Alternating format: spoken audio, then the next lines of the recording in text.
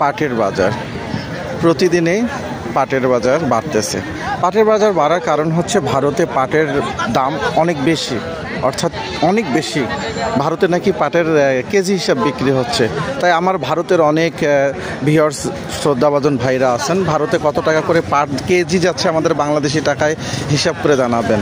আজকে 9 সেপ্টেম্বর 2025 রোজ মঙ্গলবার। আমাদের নীলফামারী জেলা সৈয়দপুর ঢেলাফির হাট। হাটে প্রতি শুক্রবার এবং মঙ্গলবার সকাল থেকে বসে। এই হাটে কিন্তু পাটের যেরকম চাহিদা দিন দিন বৃদ্ধি হচ্ছে, দাম বেশি হচ্ছে। তো আমরা শুনে নেব ব্যবসায়ীর কাছ থেকে আজকে পাটের আজ কত করে বাজার নিচ্ছেন? বাজার আজকে 37 থেকে 3800।